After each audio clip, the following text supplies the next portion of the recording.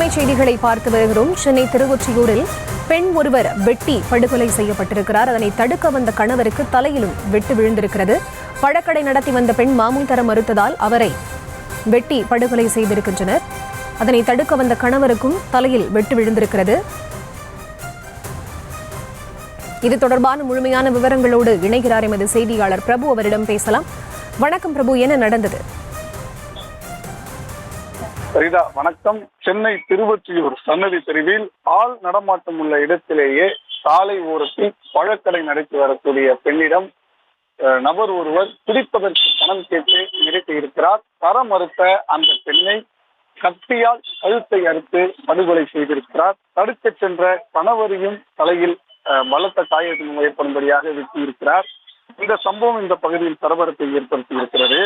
அதாவது திருவள்ளூர் மும்மிடிப்பூண்டி பகுதியை சேர்ந்தவர் கௌரி. இவர் திருவொற்றியூர் சன்னதி தெருவில் சாலை ஓரத்தில் பழங்களை வைத்து ஒரு பழக்கடை நடத்தி வருகிறார். இந்த நிலையில் திடீரென அவர் கடைக்கு வந்த நபர் ஒருவர் குடிப்பதற்கு பணம் கேட்டு கௌரியிடம் வாக்குவாதத்தில் ஈடுபட்டிருக்கிறார். கௌரி குடிப்பதற்கு உனக்கு ஏன் நான் பணத்தரம் வேண்டும் என கூறி வாக்குவாதத்தில் ஈடுபட்டதாக தெரிகிறது.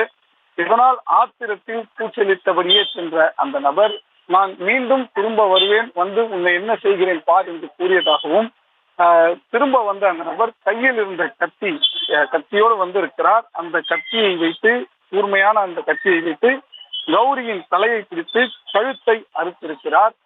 இந்த நிலையில் கௌரி ரத்த வெள்ளத்தில் தனது கழுத்தை பிடித்துக் கொண்டு துடிதுடிக்கவே அவரது கணவரான மாரி தடுக்க சென்றிருக்கிறார்.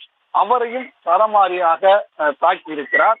அக்கம் பக்கத்தில் இருந்தவர்கள் அந்த நபரை பிடித்து திருவொற்றியூர் போலீசாரிடம் ஒப்படைத்திருக்கிறார்கள். போலீசாரின் முதற்கட்ட விசாரணையில் அந்த நபரின் பெயர் மர்மா சேகர் என்பது தெரிய வந்திருக்கிறது.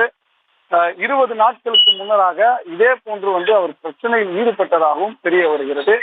இந்த ஆள் நடமாட்டம் இருக்கக்கூடிய இந்த பகுதியிலே நடந்த இந்த படுகொலை சம்பவமானது பரபரப்பை ஏற்படுத்தியிருக்கிறது. சரிதா?